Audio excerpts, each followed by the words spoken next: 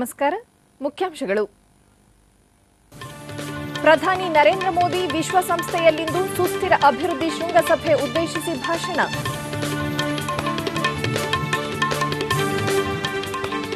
ಪ್ರಧಾನಮಂತ್ರಿ ಮುದ್ರಾ ಯೋಜನೆ, ಅಸಂಘಟಿತ ವಲಯದ ಉದ್ದಿಮೆಗಳಿಗೆ ಅಗತ್ಯ ಹಣಕಾಸು ನೆರವು, ಅರುಣ್ ಜೇಟ್ಲಿ. ಕಾಂಗ್ರೆಸ್ ಕೇಂದ್ರ ಮತ್ತು ರಾಜ್ಯದಲ್ಲಿ ಜನರನ್ನು ದಿಕ್ಕು ತಪ್ಪಿಸುತ್ತಿದೆ, ಎಂಜೆ ಅಕ್ಬರ್ ಟೀಕೆ. ಶಿವಮೊಗ್ಗದಲ್ಲಿ ಎನ್ಡಿಎ ಸರ್ಕಾರದ ಸಾಧನೆ ಬಿಂಬಿಸುವ ಛಾಯಾಚಿತ್ರ ಪ್ರದರ್ಶನಕ್ಕೆ ಬಿಎಸ್ ಯಡಿಯೂರಪ್ಪ ಚಾಲನೆ.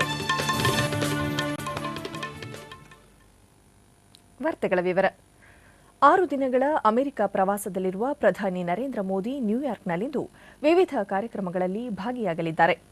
ವಿಶ್ವಸಂಸ್ಥೆಯ ಕೇಂದ್ರ ಕಚೇರಿಗೆ ಭೇಟಿ ನೀಡಲಿರುವ ಅವರು ಮಹಾ ಕಾರ್ಯದರ್ಶಿ ಬಾನ್ ಕಿ ಮೂನ್ ಅವರೊಂದಿಗೆ ಮಾತುಕತೆ ನಡೆಸಲಿದ್ದು, ಬಳಿಕ ಸುಸ್ಥಿರ ಅಭಿವೃದ್ಧಿ ಶೃಂಗಸಭೆ ಉದ್ದೇಶಿಸಿ ಭಾಷಣ ಮಾಡಲಿದ್ದಾರೆ.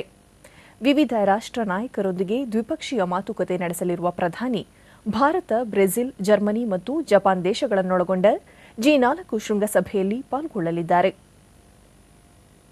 ನಂತರ ಸಿಲಿಕಾನ್ ವ್ಯಾಲಿಯ ರಾಜಧಾನಿ ಎಂದೇ ಬಣ್ಣಿಸಲ್ಪಡುವ ಸ್ಯಾನ್ ಹುಸೆಗೆ ಪ್ರಯಾಣ ಬೆಳೆಸಲಿದ್ದಾರೆ. ಅಲ್ಲಿನ ಮೇಯರ್ ಸ್ಯಾನ್ ಲಿಕಾಡೋ ದೂರದರ್ಶನದೊಂದಿಗೆ ಪ್ರಧಾನಿ ಮೋದಿ ಅವರ ಭೇಟಿ ಮಹತ್ವದ ಅವಕಾಶವಾಗಿದ್ದು, ಇದನ್ನು ಪರಿಣಾಮಕಾರಿಯಾಗಿ ಬಳಸಿಕೊಳ್ಳಲಾಗುವುದು ಎಂದರು. The largest democracy on the planet here in San Jose is one way to do that. But really the relationship that has been built over the years because of the enormous Indian American community and their extraordinary contributions here in this valley really is something we expect to continue to grow. San ಹುಸೆಯಲ್ಲಿ ಪ್ರಧಾನಿ ಭಾರತೀಯ ಸಮುದಾಯವನ್ನುದ್ದೇಶಿಸಿ ಭಾಷಣ ಮಾಡಲಿದ್ದಾರೆ. ಈ ಬಗ್ಗೆ ಅಲ್ಲಿನ ಅನೇಕರು ಹರ್ಷ ವ್ಯಕ್ತಪಡಿಸಿದ್ದಾರೆ. And it's a once in a lifetime opportunity. We all feel that way. But living in Bay Area for the last 36 years, it's the first time ever a Prime Minister of India coming to Silicon Valley. हम लोग बहुत excited है कि मोदी जी आ रहे हैं. वो हम भारत के लिए एक मोदी जी का जो इलेक्शन हुए थे और मोदी जी आज प्रधानमंत्री है, वो हम लोग के लिए एक बहुत बड़ी उपलब्धि है. और हम सोचते हैं कि अगर भारत को कोई सामने ले सकते हो मोदी जी है. Will be wearing typical Rajasthani costume, bandage, and will be welcoming Modi ji. ಪ್ರಧಾನಮಂತ್ರಿ ಮುದ್ರಾ ಯೋಜನೆಯಡಿ ಸಾರ್ವಜನಿಕ ವಲಯ ಬ್ಯಾಂಕ್ಗಳ ಬೃಹತ್ ಸಾಲ ಮೇಳಕ್ಕೆ ದೆಹಲಿಯಲ್ಲಿಂದು ಕೇಂದ್ರ ಹಣಕಾಸು ಸಚಿವ ಅರುಣ್ ಜೇಟ್ಲಿ ಚಾಲನೆ ನೀಡಿ ಫಲಾನುಭವಿಗಳಿಗೆ ಸಾಲದ ಚೆಕ್ಗಳನ್ನು ವಿತರಿಸಿದರು. ನಂತರ ಅಸಂಘಟಿತ ವಲಯ ದೇಶದಲ್ಲಿ ಅತಿ ಹೆಚ್ಚಿನ ಉದ್ಯೋಗಾವಕಾಶಗಳನ್ನು ಒದಗಿಸಿದೆ. ಈ ವಲಯದ ಉದ್ದಿಮೆಗಳಿಗೆ ಹಣಕಾಸಿನ ನೆರವು ಒದಗಿಸುವ ಉದ್ದೇಶವನ್ನು ಪ್ರಧಾನಮಂತ್ರಿ ಮುದ್ರಾ ಯೋಜನೆ ಹೊಂದಿದ್ದು, ಈ ವರ್ಷ 1,22,000 ಕೋಟಿ ರೂಪಾಯಿ ಸಾಲ ವಿತರಿಸುವ ಗುರಿ ಹೊಂದಲಾಗಿದೆ ಎಂದು ಹೇಳಿದರು. ಸಣ್ಣ ಉದ್ಯಮಿಗಳಿಗೆ ಯೋಜನೆಯಡಿ ಉದ್ಯಮಗಳ ಬೆಳವಣಿಗೆಗೆ ಅನುಸಾರವಾಗಿ 50,000 ರೂಪಾಯಿಯಿಂದ 5 ಲಕ್ಷದವರೆಗೆ ಸಾಲ ಸೌಲಭ್ಯ ಒದಗಿಸಲಾಗುವುದು ಎಂದು ತಿಳಿಸಿದರು. ಸಾರ್ವಜನಿಕ ವಲಯದ ಬ್ಯಾಂಕ್ಗಳಿಂದ ದೇಶಾದ್ಯಂತ ಅಕ್ಟೋಬರ್ 2 ಸಾಲ ಮೇಳ ನಡೆಯಲಿದೆ. सरकारी बैंकिंग व्यवस्था के माध्यम से 37 लाख लोगों को ये ऋण दिया जा चुका है और हमारा उद्देश्य ये है कि इस वर्ष 31 मार्च 2016 तक इस वर्ष 1,22,000 करोड़ रुपया बैंकिंग व्यवस्था से 50,000, 1 लाख या उससे थोड़ा ज्यादा इन छोटे छोटे लोगों को दें. देश में करोड़ों की संख्या में हम लोग नए उद्यमी, नए एंटरप्रेन्योर्स खड़े करते हैं और इसलिए वो खुद भी को भी रोजगार देंगे, 1-2 रोजगार और खड़े करेंगे. ಮಹಾ ತತ್ವಜ್ಞಾನಿ, ಚಿಂತಕ, ಸಮಾಜಶಾಸ್ತ್ರಜ್ಞ ಹಾಗೂ ಸಂಘಟಕ ಪಂಡಿತ್ ದೀನ್ ದಯಾಳ್ ಉಪಾಧ್ಯಾಯ ಅವರ ಜನ್ಮದಿನದ ಅಂಗವಾಗಿ ದೆಹಲಿಯಲ್ಲಿಂದು ಆಯೋಜಿಸಿದ್ದ ವಿಶೇಷ ಸಮಾರಂಭಕ್ಕೆ ಲೋಕಸಭಾ ಅಧ್ಯಕ್ಷೆ ಸುಮಿತ್ರಾ ಮಹಾಜನ್ ಚಾಲನೆ ನೀಡಿದರು. ನಂತರ ಮಾತನಾಡಿ, ಸ್ವಚ್ಛ ರಾಜಕಾರಣ, ಮೈತ್ರಿ ರಾಜಕಾರಣ ಹಾಗೂ ಪ್ರಜಾಪ್ರಭುತ್ವದಲ್ಲಿ ವಿಪಕ್ಷಗಳ ಪಾತ್ರ ಕುರಿತಂತೆ ಪಂಡಿತ್ ದೀನ್ ದಯಾಳ್ ಉಪಾಧ್ಯಾಯ ಅವರ ಚಿಂತನೆಗಳು ಎಂದೆಂದಿಗೂ ಪ್ರಸ್ತುತ ಎಂದು ಹೇಳಿದರು. ಜನಸಂಘವನ್ನು ಕಟ್ಟಿದ ಉಪಾಧ್ಯಾಯ ಪ್ರತಿಯೊಬ್ಬ ಕಾರ್ಯಕರ್ತನೂ ಆದರ್ಶವಾಗಿರಬೇಕು ಎಂಬ ಕಲ್ಪನೆ ಇರಿಸಿಕೊಂಡು ದೇಶಾದ್ಯಂತ ಸಂಘಟಿಸಿದರು. ಇತಿಹಾಸವನ್ನು ವರ್ತಮಾನದೊಂದಿಗೆ ಜೋಡಿಸುವ ಅವರ ಚಿಂತನೆ ವಿಶಿಷ್ಟವಾದದ್ದು ಎಂದು ಹೇಳಿದರು. एक कल्पना थी उनका, ऐसा कार्यकर्ता देना है मुझे, ऐसा संगठन जो समर्पित रहे. जिसने ಕೇಂದ್ರ ಹಣಕಾಸು ಸಚಿವ ಅರುಣ್ ಜೇಟ್ಲಿ ಇಂದಿನಿಂದ ದೀನ್ ದಯಾಳ್ ಉಪಾಧ್ಯಾಯ ಜನ್ಮ ಶತಾಬ್ದಿ ಕಾರ್ಯಕ್ರಮ ಆರಂಭಗೊಂಡಿದ್ದು ದೇಶಾದ್ಯಂತ ಅವರ ವಿಚಾರಧಾರೆ ವ್ಯಕ್ತಿತ್ವವನ್ನು ಅನಾವರಣಗೊಳಿಸಲಾಗುವುದು ಎಂದರು.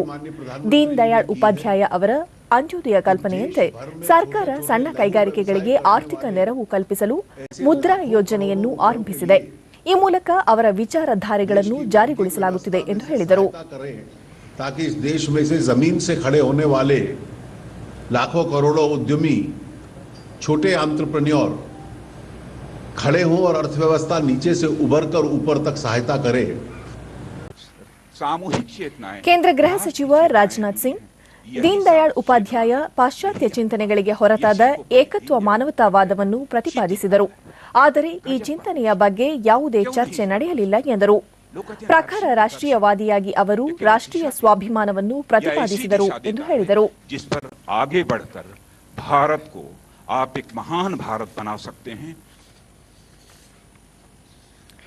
ದೇಶ ಸುಸ್ಥಿರವಾಗಿ ಅಭಿವೃದ್ಧಿ ಸಾಧಿಸಲು ವಿಕಾಸ ನಿರಂತರವಾಗಿ ಮುಂದುವರಿಯಲು ಸಾಧ್ಯವಾಗುವಂತೆ ಯುವಜನರು ಜನಸಾಮಾನ್ಯರಲ್ಲಿ ಜಾಗೃತಿ ಮೂಡಿಸಬೇಕೆಂದು ಕೇಂದ್ರ ಗೃಹ ಸಚಿವ ರಾಜನಾಥ್ ಸಿಂಗ್ ಕರೆ ನೀಡಿದ್ದಾರೆ. ಮಥುರಾದಲ್ಲಿಂದು ಪಂಡಿತ್ ದೀನ್ ದಯಾಳ್ ಉಪಾಧ್ಯಾಯ ಜನ್ಮ ದಿನೋತ್ಸವ ಸಮಾರಂಭ ಉದ್ದೇಶಿಸಿ ಮಾತನಾಡಿದ ಅವರು, ವಿಶ್ವದಲ್ಲೇ ಅತಿ ಹೆಚ್ಚಿನ ಯುವಶಕ್ತಿ ಹೊಂದಿರುವ ಭಾರತ ಈ ವಿಷಯದಲ್ಲಿ ಶ್ರೀಮಂತ ರಾಷ್ಟ್ರವಾಗಿದೆ ಎಂದರು. और आर्थिक विचार का मूल मंत्र यदि कुछ था तो अंत्योदय था, यानी जो समाज के अंतिम सीढ़ी पर बैठा हुआ है, समाज में जो सबसे पीछे छूट गया है, उसका विकास करना, यही उनके विचारधारा का मूल मंत्र था, जिसका नामकरण उन्होंने अंत्योदय के रूप में करने का काम किया है. ಕೇಂದ್ರ ಮತ್ತು ರಾಜ್ಯದಲ್ಲಿ ಕಾಂಗ್ರೆಸ್ ಪಕ್ಷ ಬೇಜವಾಬ್ದಾರಿಯಿಂದ ವರ್ತಿಸುತ್ತಿದ್ದು ಜನರನ್ನು ದಿಕ್ಕು ತಪ್ಪಿಸುತ್ತಿದೆ ಎಂದು ಬಿಜೆಪಿ ರಾಷ್ಟ್ರೀಯ ವಕ್ತಾರ ಎಂಜೆ ಅಕ್ಬರ್ ಬೆಂಗಳೂರಿನಲ್ಲಿಂದು ದೂರಿದ್ದಾರೆ. ರಾಹುಲ್ ಗಾಂಧಿ ಅನನುಭವಿ ರಾಜಕಾರಣಿಯಾಗಿದ್ದು ಗಂಭೀರ ವಿಷಯಗಳನ್ನು ಚರ್ಚಿಸುತ್ತಿಲ್ಲ ಎಂದು ಟೀಕಿಸಿದರು. is a pattern of irresponsibility. Whether the Congress is in power, as it is in Karnataka, or where it is in opposition, as it is in Delhi, in both places it is behaving with complete irresponsibility under the overall leadership of Rahul Gandhi. Rahul Gandhi is the spoiled child of Indian politics. He doesn't have a clue, he has no experience. And each day, more proof comes that instead of trying to be a leader, he has become India's most prominent misleader. BJP ರಾಜ್ಯಾಧ್ಯಕ್ಷ Pralhad Joshi November 30ರ ಒಳಗೆ ಎಲ್ಲ ಜಿಲ್ಲಾ ಘಟಕಗಳ ಅಧ್ಯಕ್ಷರ ಆಯ್ಕೆ ಪ್ರಕ್ರಿಯೆಯನ್ನು ಪೂರ್ಣಗೊಳಿಸಲು ನಿರ್ಧರಿಸಲಾಗಿದೆ. ಈ ಬಾರಿ 54,000 ಬೂತ್ ಸಮಿತಿಗಳನ್ನು ರಚಿಸಿ ಅಲ್ಲಿನ ಸದಸ್ಯರನ್ನು ವಿವಿಧ ಹಂತಗಳ ಚುನಾವಣೆಯಲ್ಲಿ ಬಳಸಿಕೊಳ್ಳಲಾಗುವುದು ಎಂದರು. ಲೋಕಾಯುಕ್ತರ ಪದಚ್ಯುತಿ, ರಾಜ್ಯದಲ್ಲಿ ರೈತರ ಆತ್ಮಹತ್ಯೆ ಕುರಿತಂತೆ ಚರ್ಚೆ ನಡೆಸಲು ವಿಧಾನಮಂಡಲದ ತುರ್ತು ವಿಶೇಷ ಅಧಿವೇಶನ ಕರೆಯುವಂತೆ ರಾಜ್ಯ ಸರ್ಕಾರವನ್ನು ಆಗ್ರಹಿಸಿದ ಅವರು, ವಿದ್ಯುತ್ ಸಮಸ್ಯೆಯನ್ನು ನಿಭಾಯಿಸುವಲ್ಲಿ ರಾಜ್ಯ ಸರ್ಕಾರ ಸಂಪೂರ್ಣ ವಿಫಲವಾಗಿದೆ ಎಂದು ದೂರಿದರು. ನಾವು ಇದನ್ನು ಜೋಡಿಸಿ ಕರಿಬೇಕನ್ನುವಂತ ಆಗ್ರಹವನ್ನ ಮಾಡಿದ್ವಿ. ಜಯಚಂದ್ರ ಅವರ ಹೇಳಿಕೆಯು ಬಂದಿತ್ತು. ಆದ್ರೆ ಇಲ್ಲಿವರೆಗೆ ಸರ್ಕಾರ ಲೋಕಾಯುಕ್ತರ ವಿಷಯದ ಚರ್ಚೆಗೆ ಇರಬಹುದು ಅಥವಾ 450ಕ್ಕೂ ಹೆಚ್ಚು ಜನ ಆತ್ಮಹತ್ಯೆಯನ್ನ ಮಾಡಿಕೊಂಡಿದ್ದಾರೆ. ಇವತ್ತು ಸರ್ಕಾರ ವಿಶೇಷ ಅಧಿವೇಶನವನ್ನು ಕರೀತಾ ಇಲ್ಲ. ನಾನು ಸರ್ಕಾರಕ್ಕೆ ಆಗ್ರಹ ಪಡಿಸ್ತೇನೆ, ನೀವು ತಕ್ಷಣ ವಿಶೇಷ ಅಧಿವೇಶನವನ್ನು ಕರೀಬೇಕು ಅನ್ನುವಂತ ಆಗ್ರಹವನ್ನು ನಾವು ಮಾಡ್ತೀವಿ. ಕೇಂದ್ರ ವಾರ್ತಾ ಮತ್ತು ಪ್ರಸಾರ ಸಚಿವಾಲಯದ ಜಾಹೀರಾತು ಮತ್ತು ದೃಶ್ಯ ಪ್ರಚಾರ ನಿರ್ದೇಶನಾಲಯ, ಪಿಐಬಿ, ಸಂಗೀತ ಮತ್ತು ನಾಟಕ ವಿಭಾಗ, ರಾಷ್ಟ್ರೀಕೃತ ಬ್ಯಾಂಕ್ಗಳು ಸೇರಿದಂತೆ ವಿವಿಧ ಸಂಸ್ಥೆಗಳ ಸಹಯೋಗದಲ್ಲಿ ಶಿವಮೊಗ್ಗದಲ್ಲಿ ಇಂದಿನಿಂದ 5 ದಿನಗಳ ಕಾಲ ಆಯೋಜಿಸಿರುವ ವರುಷ ಒಂದು ಆರಂಭ ಅನೇಕ ಛಾಯಾಚಿತ್ರ ಪ್ರದರ್ಶನಕ್ಕೆ ಸಂಸದ ಹಾಗೂ ಬಿಜೆಪಿ ರಾಷ್ಟ್ರೀಯ ಉಪಾಧ್ಯಕ್ಷ ಬಿಎಸ್ ಯಡಿಯೂರಪ್ಪ ಚಾಲನೆ ನೀಡಿದರು. ವಿಧಾನ ಪರಿಷತ್ನ ಸಭಾಪತಿ ಡಿಎಚ್ ಶಂಕರಮೂರ್ತಿ, ಶಾಸಕ ಬಿವೈ ರಾಘವೇಂದ್ರ ಸೇರಿದಂತೆ ಹಲವರೊಂದಿಗೆ ಯಡಿಯೂರಪ್ಪ ಛಾಯಾಚಿತ್ರ ಪ್ರದರ್ಶನ ವೀಕ್ಷಿಸಿದರು. ಬಳಿಕ ನಡೆದ ಸಭಾ ಕಾರ್ಯಕ್ರಮ ಉದ್ಘಾಟಿಸಿ ಮಾತನಾಡಿದ ಅವರು, ಸಬ್ಕೆ ಸಾಥ್ ಸಬ್ಕಾ ವಿಕಾಸ್ ಧ್ಯೇಯದೊಂದಿಗೆ ಎಲ್ಲರನ್ನೂ ಒಗ್ಗೂಡಿಸಿ ಮುನ್ನಡೆಯುವ ಪ್ರಾಮಾಣಿಕ ಪ್ರಯತ್ನವನ್ನು ಪ್ರಧಾನಿ ನರೇಂದ್ರ ಮೋದಿ ಮಾಡುತ್ತಿರುವುದು ಶ್ಲಾಘನೀಯ. 21ನೇ ಶತಮಾನ ಭಾರತೀಯರ ಶತಮಾನ ಎನ್ನುವುದನ್ನು ಇಡೀ ವಿಶ್ವಕ್ಕೆ ಸಾರಿ ಹೇಳಲು ಹೊರಟಿದ್ದಾರೆ ಎಂದರು. ಸಬ್ಕಾ ಸಾಥ್ ಸಬ್ಕೆ ವಿಕಾಸ್ ಅನ್ನೋ ಶಬ್ದವನ್ನು ಅವರು ಉಪಯೋಗಿಸಿದ್ದಾರೆ. ಎಲ್ಲರೊಂದಿಗೆ ಎಲ್ಲರ ವಿಕಾಸ, ಕನಿಷ್ಠ ಆಳ್ವಿಕೆ, ಗರಿಷ್ಠ ಆಡಳಿತ. ಇವತ್ತು ನಾನು ಇಲ್ಲಿರುವಂತ ನಮ್ಮ ಪ್ರತಿಯೊಬ್ಬ ಬಂಧು ಭಗಿನಿಯರಿಗೆ ವಿನಂತಿ ಮಾಡುವಂತಹದ್ದು, ಈ ಪ್ರದರ್ಶನದಲ್ಲಿ ಒಂದೊಂದು ವಿಷಯಗಳ ಬಗ್ಗೆ ಏನು ಮಾಹಿತಿಗಳಿದೆ ಅದನ್ನು ದಯಮಾಡಿ ನಾವು ಅಭ್ಯಾಸ ಮಾಡಬೇಕು. ಅಭ್ಯಾಸ ಮಾಡಿ ಸಂಬಂಧಪಟ್ಟಂತ ಕಡುಬಡವರಿಗೆ, ದೀನದಲಿತರಿಗೆ ಆ ಸವಲತ್ತನ್ನ ತಲುಪಿಸುವಂತ ಪ್ರಾಮಾಣಿಕ ಪ್ರಯತ್ನ ನೀವು ನಾವೆಲ್ಲ ಮಾಡಿದಾಗ ಈ ಕಾರ್ಯಕ್ರಮ ಮಾಡೋದಕ್ಕೆ ಸಾಧ್ಯ ಆಗುತ್ತೆ ಅಂತ ನಾನು ಅದನ್ನು ತಿಳ್ಕೊಂಡಿದ್ದೇನೆ. ಡಿಎಚ್ ಶಂಕರಮೂರ್ತಿ, ಕೇಂದ್ರ ಸರ್ಕಾರದ ಸಾಧನೆಗಳ ಬಗ್ಗೆ ಈ ಛಾಯಾಚಿತ್ರ ಪ್ರದರ್ಶನದಿಂದ ಜನಸಾಮಾನ್ಯರಿಗೆ ತಿಳಿಯಲಿದೆ ಎಂದು ಹೇಳಿದರು. ಆ ಸಾಧನೆಗಳ ನಾವು ಎಷ್ಟೇ ಮಾತಾಡಿದ್ರು ನಿಮಗೆ ಅಷ್ಟು ಪೂರ್ತಿ ನೆನಪು ಉಳ್ಕೊಳ್ಳಲ್ಲ. ಅದಕ್ಕಾಗಿ ಒಂದು ವಸ್ತು ಪ್ರದರ್ಶನ ಮಾಡಿದ್ದಾರೆ, ತಯಾರು ಮಾಡಿದ್ದಾರೆ. ಅದನ್ನು ನೋಡ್ತಕ್ಕಂಥದ್ದು ಇನ್ನು ನೋಡದೆ ನೋಡೋ ಹಾಗೆ ಮಾಡಿ ಇನ್ನೂ 3-4 ದಿವಸ ಅದು ನಡೀತದೆ. ಅದನ್ನ ಬಂದು ನೋಡೋ ಹಾಗೆ ನಾವೆಲ್ಲರೂ ನೋಡೋಣ, ಮಾಡೋಣ. ಡಿಎವಿಪಿ ಹೆಚ್ಚುವರಿ ಮಹಾನಿರ್ದೇಶಕ ಸತ್ಯೇಂದ್ರ ಪ್ರಕಾಶ್, ಕೇಂದ್ರ ಸರ್ಕಾರದ ಹಲವು ಯೋಜನೆಗಳನ್ನು ಜನರ ಮುಂದಿಡುವುದು ನಮ್ಮ ಉದ್ದೇಶ. ಇದರ ಸದುಪಯೋಗವನ್ನು ಎಲ್ಲರೂ ಪಡೆದುಕೊಳ್ಳಬೇಕು ಎಂದರು.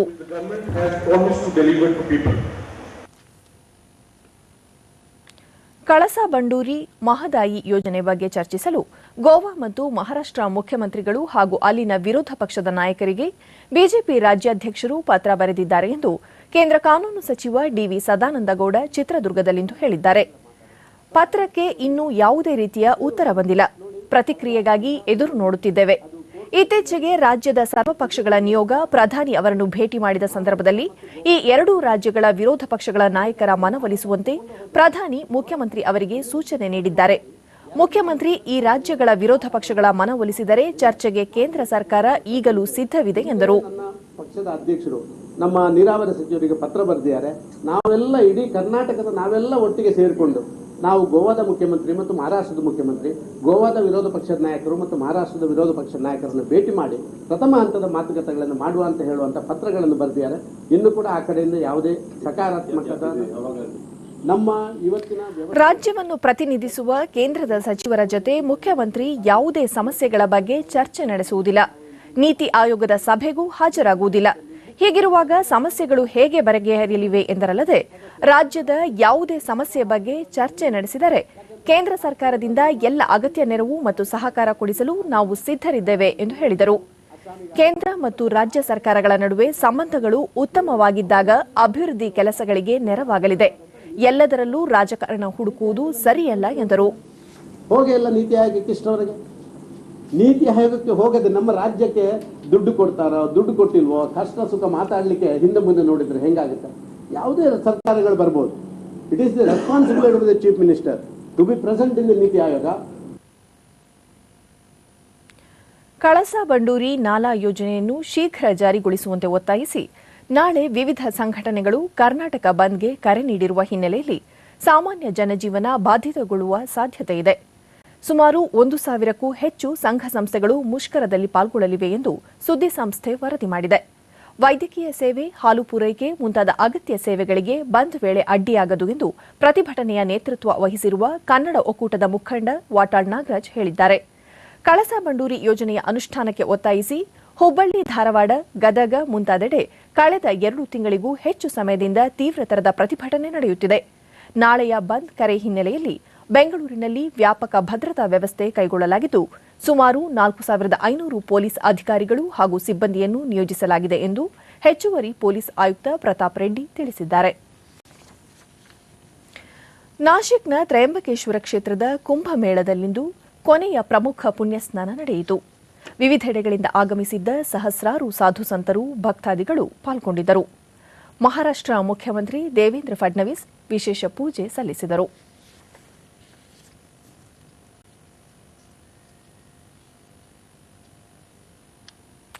ಬಕ್ರೀದ್ ಅಂಗವಾಗಿ ದೇಶಾದ್ಯಂತ ಮುಸ್ಲಿಂ ಬಾಂಧವರು ವಿಶೇಷ ಸಾಮೂಹಿಕ ಪ್ರಾರ್ಥನೆ ಸಲ್ಲಿಸಿದರು. ಬೆಂಗಳೂರಿನ ವಿವಿಧೆಡೆ ವಿಶೇಷ ಪ್ರಾರ್ಥನೆ ಸಲ್ಲಿಸಲಾಯಿತು.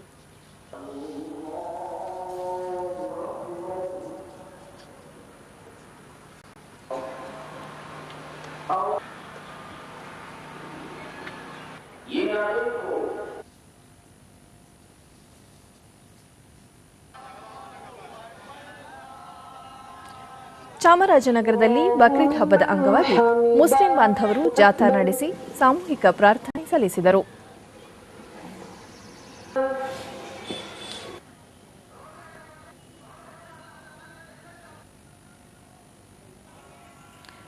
ಹಾವೇರಿಯಲ್ಲಿ ಸಾಮೂಹಿಕ ಪ್ರಾರ್ಥನೆ ಸಲ್ಲಿಸಿ ಪರಸ್ಪರ ಶುಭಾಶಯ ವಿನಿಮಯ ಮಾಡಿಕೊಂಡರು.